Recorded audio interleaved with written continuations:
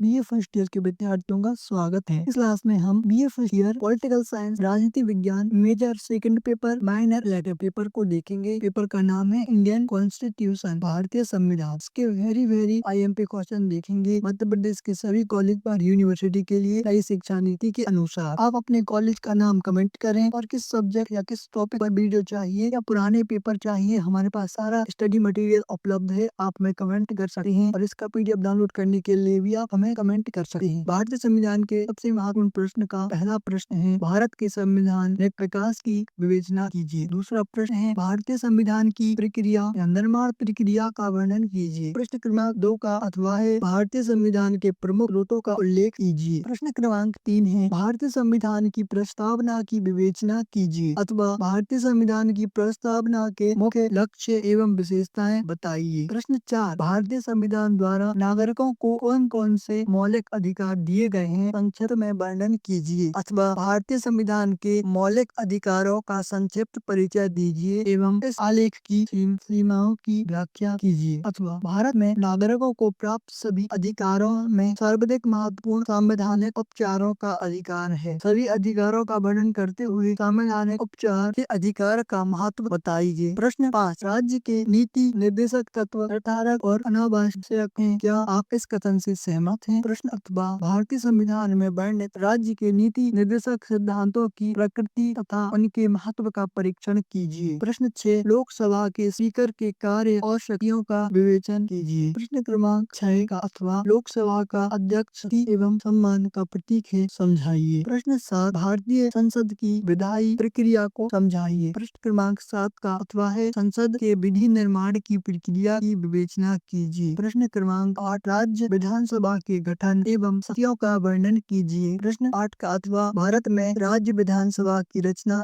और कार्य को समझाइए अथवा राज्य के विधान मंडल का गठन किस प्रकार होता है, विधानसभा की क्या शक्तियाँ हैं। प्रश्न क्रमांक 9, भारत के राष्ट्रपति की शक्तियों और कार्यों का परीक्षण कीजिए अथवा भारत का राष्ट्रपति एक नाम मात्र का शासक है, व्याख्या कीजिए अथवा भारत के राष्ट्रपति की संकटकालीन शक्तियों की विवेचना कीजिए। प्रश्न क्रमांक 10, राज्यपाल की नियुक्ति कौन करता है, उसकी शक्तियों और स्थिति का वर्णन और विवेचन कीजिए अथवा राज्यपाल के पद का मूल्यांकन कीजिए अथवा भारत में राज्यपाल सामान्य अथवा असामान्य किसी भी स्थिति में एक स्वतंत्र अभिकर्ता नहीं है, विवेचन कीजिए। प्रश्न 11, भारत के सर्वोच्च न्यायालय की गठन और संगठन और शक्तियों का विवेचन या वर्णन कीजिए अथवा भारत के सर्वोच्च न्यायालय का संविधान के रक्षक तथा नागरिक अधिकारों की रक्षक के रूप में वर्णन कीजिए। प्रश्न 12, भारत में निर्वाचन आयोग की क्या भूमिका है अथवा भारत में निर्वाचन आयोग की संरचना एवं संगठन को बताते हुए उसके कार्यों पर प्रकाश डालिए। क्रमांक 14, प्रशासन और